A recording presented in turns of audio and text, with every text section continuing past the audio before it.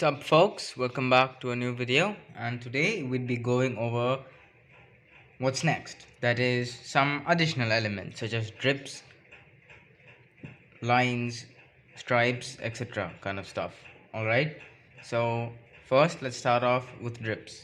So let's take this letter I for example. Now if we were to add some additional elements such as drips, what we would need to do is, obviously, as I mentioned in the previous video, about the key areas, right? For example, in this sketch ABC over here, we see the key areas are this triangular portion of A, this portion here, these two inner hemispheres of B, and the inner curve of C. Alright, so for I, the key areas would be obviously the top of this upper circle over here, and these areas over here right now, and the space, obviously.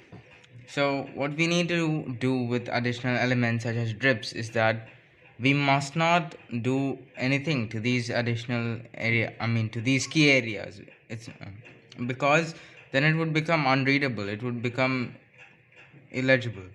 So what we need to do is, first of all, leave the key areas out of it, and then do the drips in the area where the key areas are not there. So when we take drips, for example, I'd obviously take the pencil and start drawing some drips over here. For example, first we draw them with pencil, with a light pencil or something, and then later we sketch them in and give the letter an outline and a shadow. All right.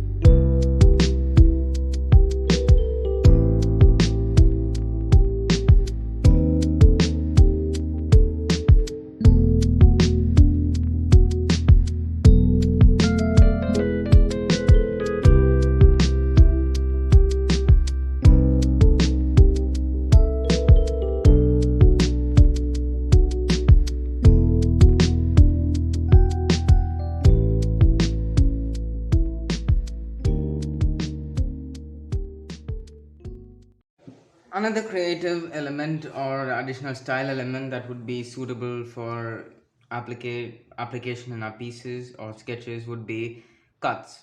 So basically, these cuts or displacements are like, you see these letters in this particular sketch right here, A, B, C. So we have this corner of A, this corner of B, this edge of B, and I'll take this corner of C, this top portion of C, and what I'm going to do is I'll displace the top structure or the top part of these three letters, and that would be another additional style element.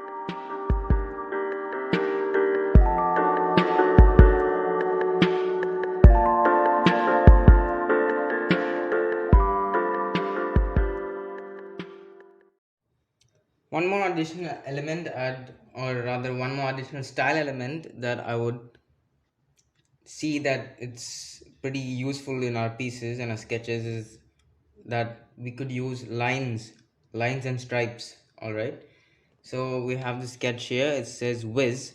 Now we could put some lines and stripes, varying in thickness, maybe a bit thicker towards the bottom, and as we move up it gets thinner.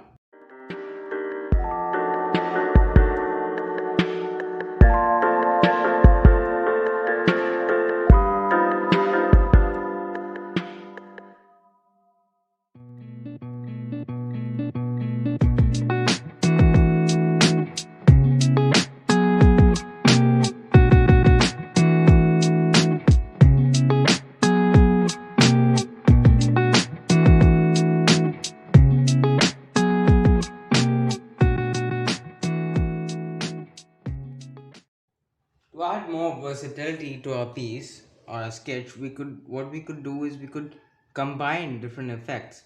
For example, in the earlier tutorial I showed what a shadow would be like if it were used in a graffiti alphabet. Now, and I also showed how a 3D would look like, a blockbuster 3D with a vanishing point and then cut off, right? Now what we can do is we could combine the two. What we would get is a shadow with a 3D. So I'll I'll give an example of what it would look like in this sketch right here.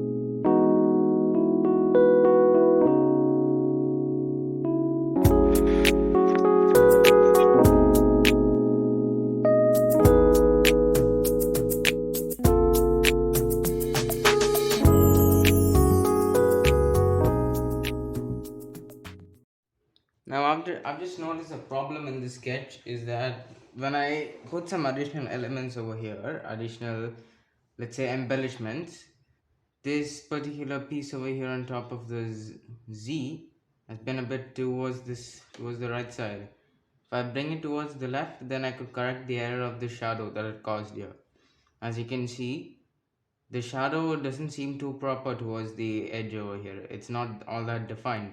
Now I'll have to correct that. I'll just quickly correct that and then move on to putting the vanishing point, getting the 3D in place, and I'll cut it off, and then we'll move on to the next step.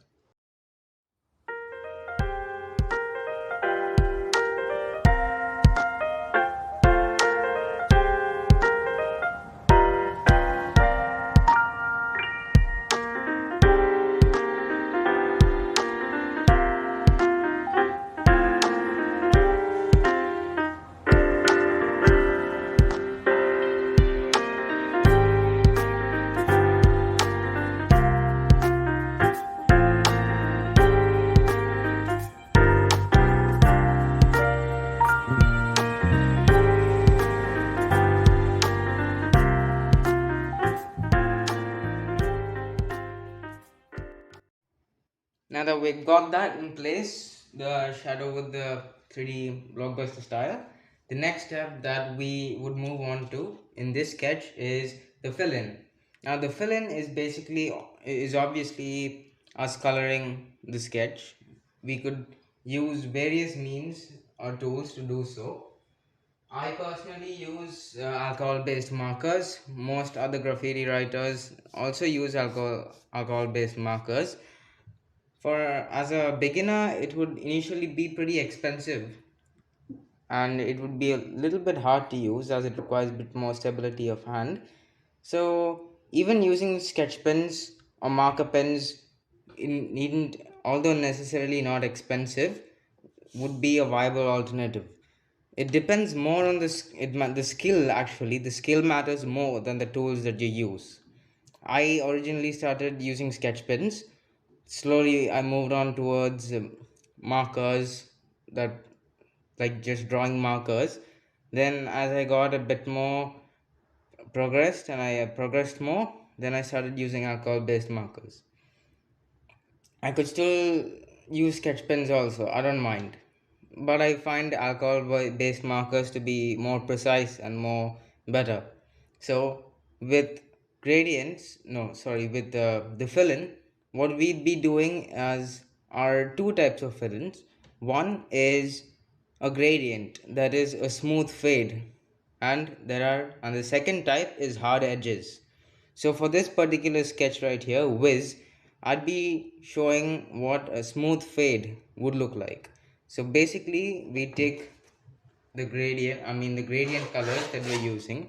For this particular one, I'd be using red, orange and yellow, as that's a gradient, a warm gradient. So we've got red and we've got orange and now we've got yellow. Alright, now let's move on to the fill-in. Now we do the fill-in immediately after we do the sketch. Before we do the outline, it's better done that way because we get more room for correction if there are any errors. That way we can avoid a piece from becoming pretty damn damaged. Alright, now I'll start blending in. I'll start the thing. So what I'd be doing is from down to top, I'd go with red here towards the bottom, slowly towards orange, and towards the top I'd use yellow. Now while using these markers, in my case I'd use alcohol based markers at current. What we do is, there's a particular method of shading, so we use the darker color first. Let me just erase the lines a little bit so that it becomes a bit more clearer for me.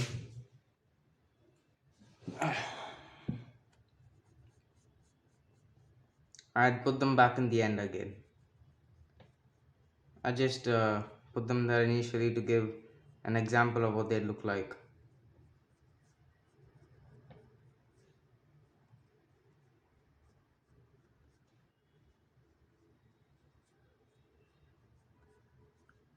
Alright, now we've got a sketch. So I'll just start using the red. We have to be, initially you notice yourself being a bit panicky. There's no need to get panicked. It's in your first sketches. Obviously you'd be prone to making mistakes. Over time your hand would attain stability as you practice more and more.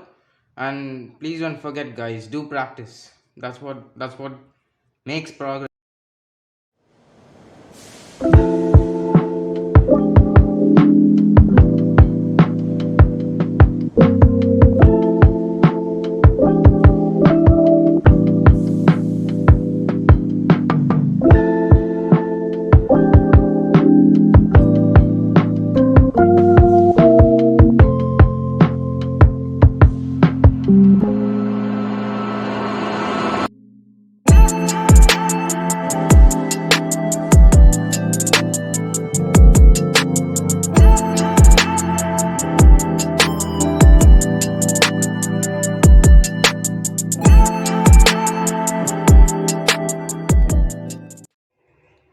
Now, it's been a while. Coming back to our sketches, I'll just give you a quick know on what happened right now. So basically, this is what the ABC would look like if it were to be filled in, and with the cut, the displacement thingy, additional element. Now, what happened here, as we can see with the fill-in for the Wiz, is that I completely forgot one thing, that what I've been using throughout this video is an A4 size sheet, whereas what would be suitable for a smooth gradient or a smooth fade would be a more harder surface. In my case, since I use alcohol based markers, it would have been better if I used marker paper. So guys, please don't make this mistake. I made this mistake right now, and you notice a day and night difference if you use any material that's a bit more harder than an A4 size sheet, such as marker paper or acrylic paper or even canvases, maybe even cardboards. The gradient is far smoother, trust me.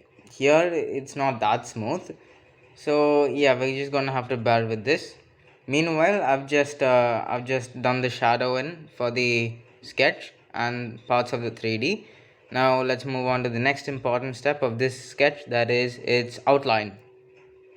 Okay, first of all, the main important points of the outline of this sketch is the light source. Obviously, since the shadows at this side and the 3D is towards this side, that means the light source would be somewhere over here. By association, I darken these edges to give a more popped out effect, because these side I've already put the shadows. Better if I dark these sides. Now the thing about the outline is that it should be done with utmost patience. Like, guys, please be calm when you do your outlines. Try to calm yourself down, because your lines need to be as smooth as possible. So what we do is we get thick lines and then we slowly transition them out into thin lines, for which I'll show you how it's done. A normal line would be something like this or this. Alright, now when we do outlines, when we thicken and then quickly thin our lines, we gotta do it with speed. So it would be something like,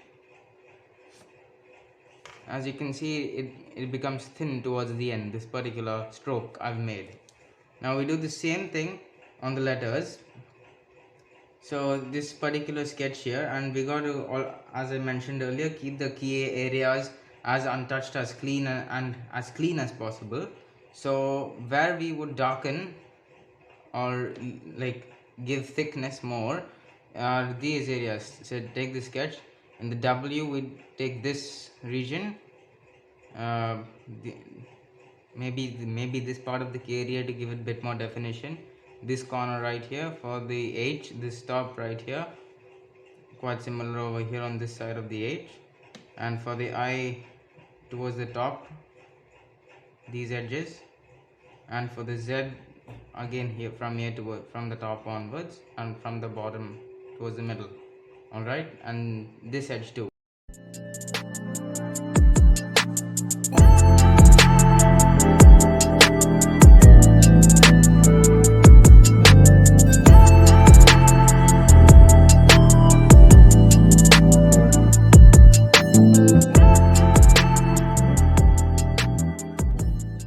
Obviously there are still a ton of mistakes. As you can see, there are some jagged lines over here in between here. There's a gap here, and I haven't really completed the 3D. That's because, you know, there's an, I mean, as an for a beginner, what I would say is, if you want your piece to look as good as possible, what you could do is use a fine liner to make your corrections. That is, a fine liner would be something with a pretty fine tip. As we can see, the alcohol based markers I'm using has a relatively thick tip. It's about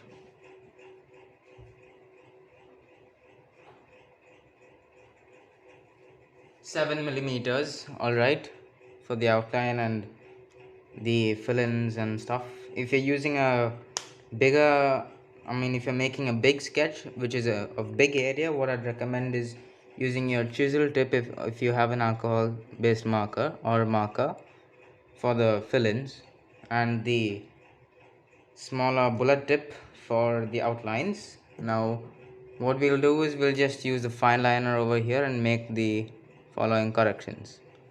All right,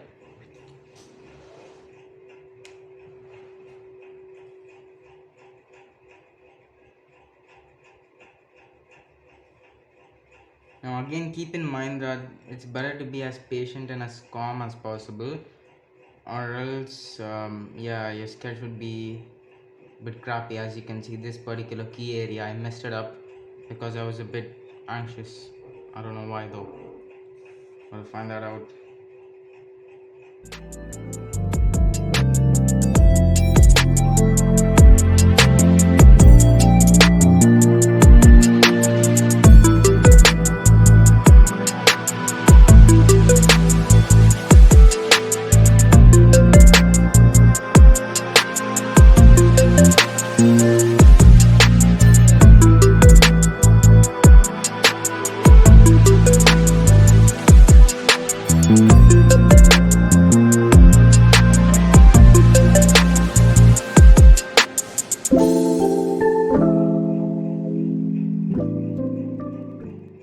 You can sharpen this edge over here, connect them a bit more better.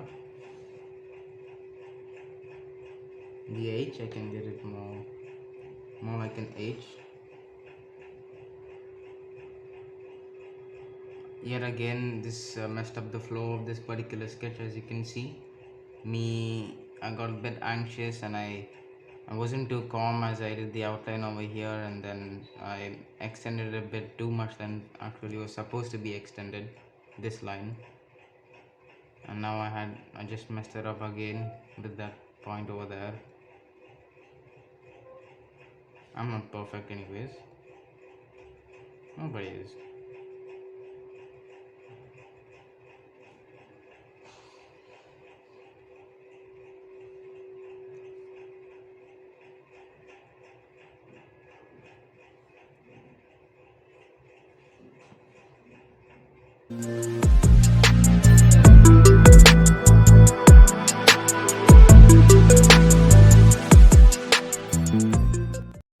Now that I'm done with the fine detailing, what we could do is maybe add some additional stuff. Like what I just did is I corrected some parts that I thought had some mistakes that were worth correcting. There's still some more left. What I could do now is I could add some additional bits and bobs here and there. Now we'll start off by using the additional style element that I mentioned earlier in the same sketch, that is the stripes and lines. I'll just do them quickly. I'd given a pencil version earlier. Now I'll do it on top of the sketch, and then after that let's move on to the next important part.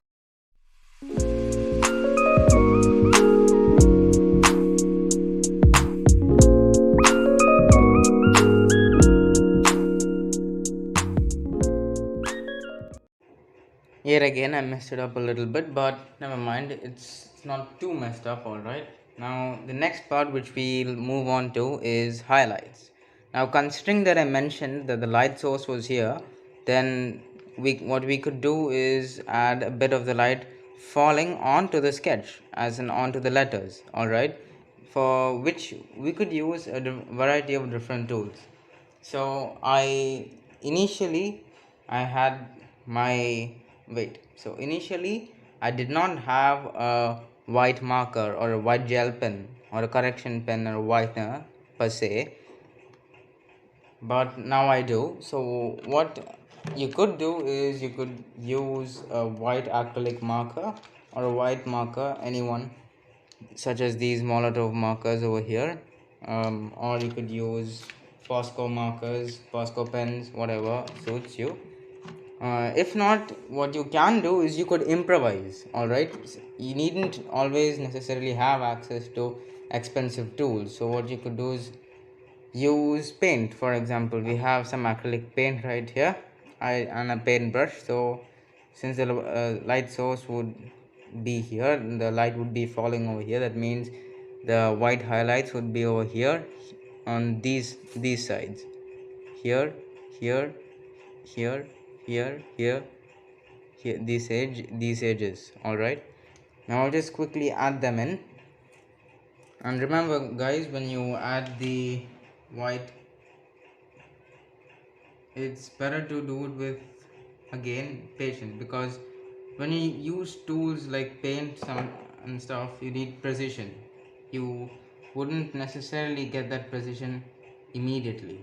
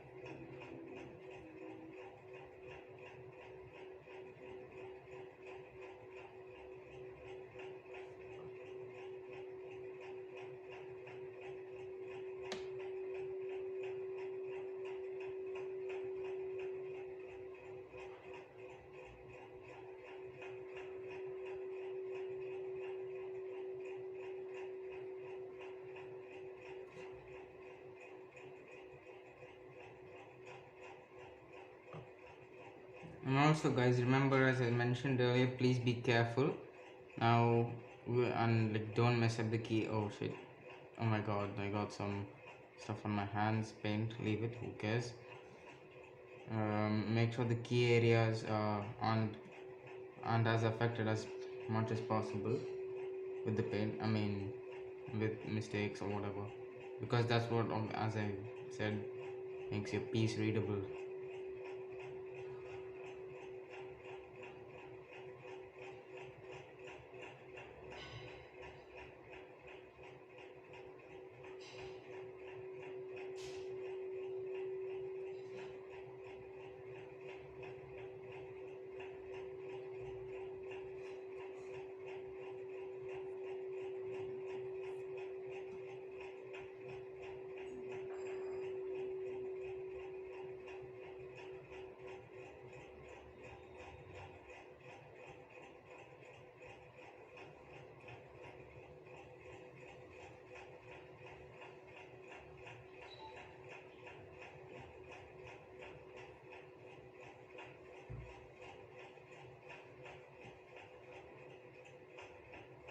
Me personally, I just found this improvisation tool a bit more useful because I did have the white markers, didn't use them for a while, they ran out after that, hence I found this technique. Pretty cool, huh?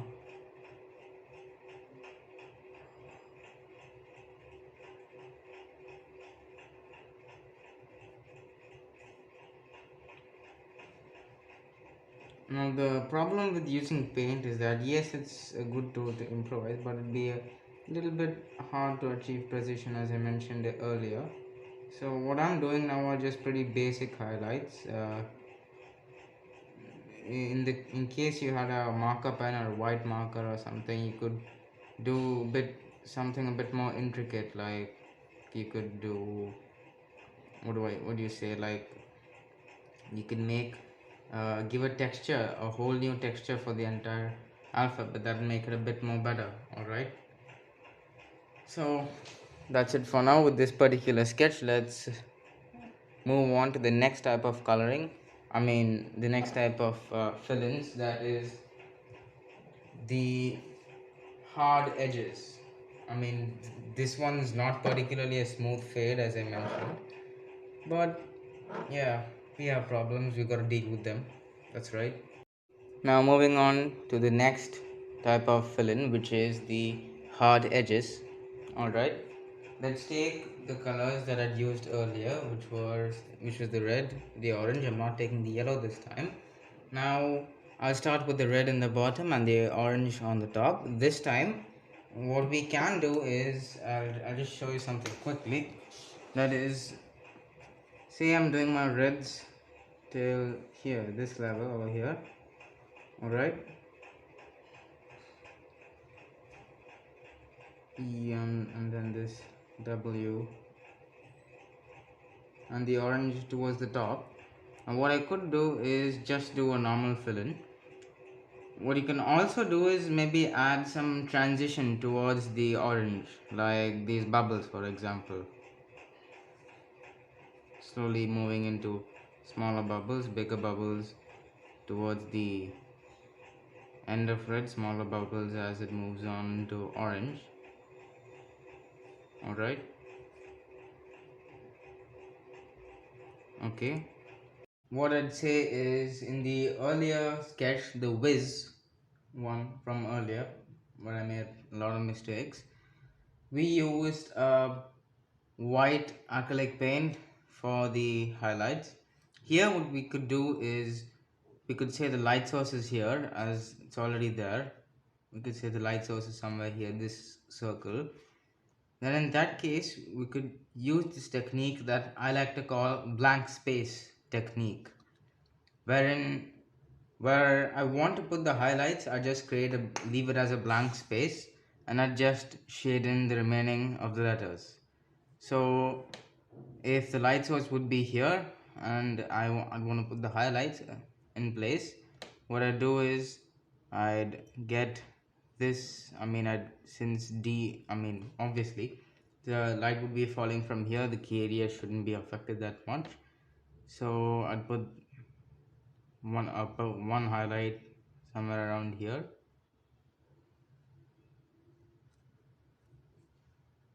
and another one on top with the orange, one over here on the bottom also.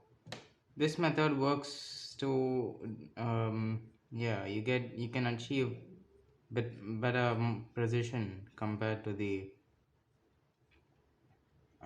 marker. No, shit, my bad, sorry. You can achieve much more precision compared to the paint. Now here what I could do is I could get bit more style to the lighting of the day by giving a more sharp sharper highlight over here that slowly points and goes up.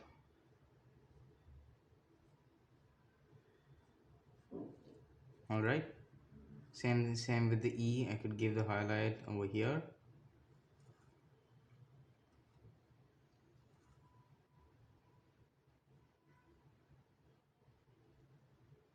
Messed it up a little, correct it next time.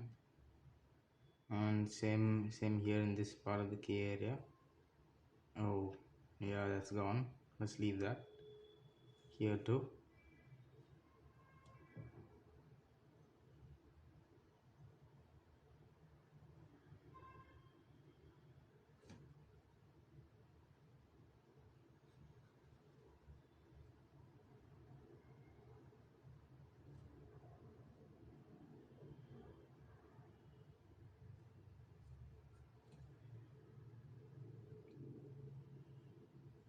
And I do one for the orange also on the top.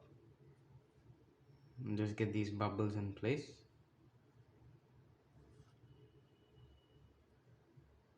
Make sure to reduce their size as you go towards the top of the letter.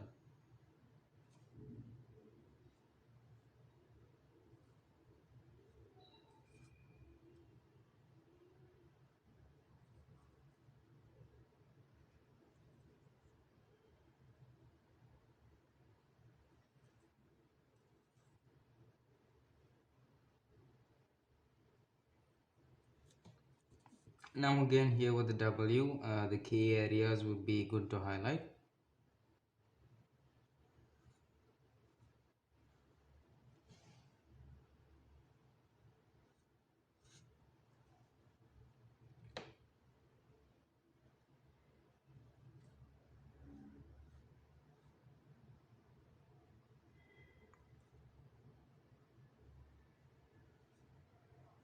And here since we have some more edge, we could even highlight, we can afford to highlight those too.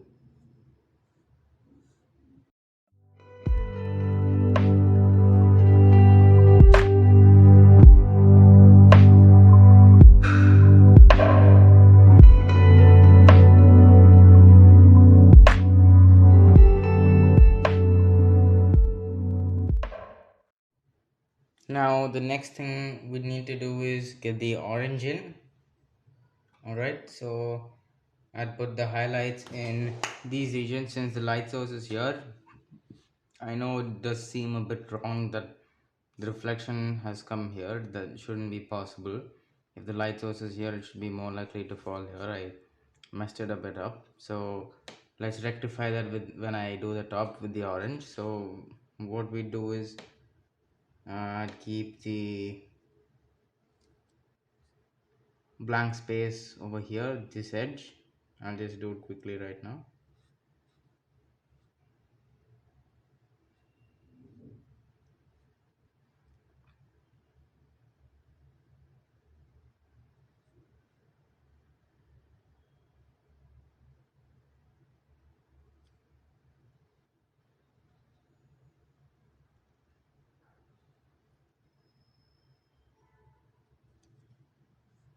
Same with the E. I'll put one over here too.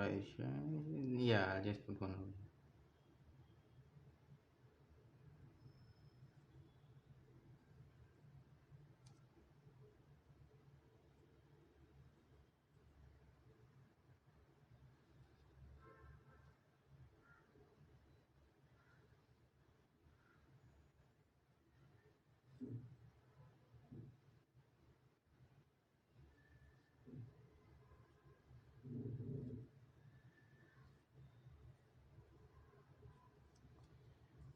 Now the W I'll put here too on this side.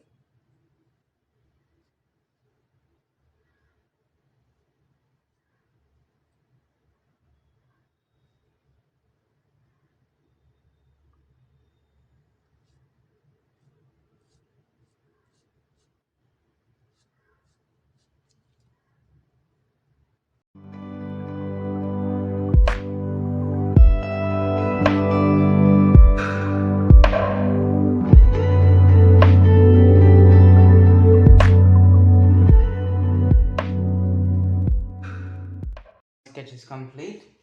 We've got the outline done, the detailing done, all of that's done right now. That's has been this, friends, folks. Thank you so much for watching. Like if you did, subscribe if you think it's worth subscribe. My channel is worth subscribing to. Last but not least, thank you so much and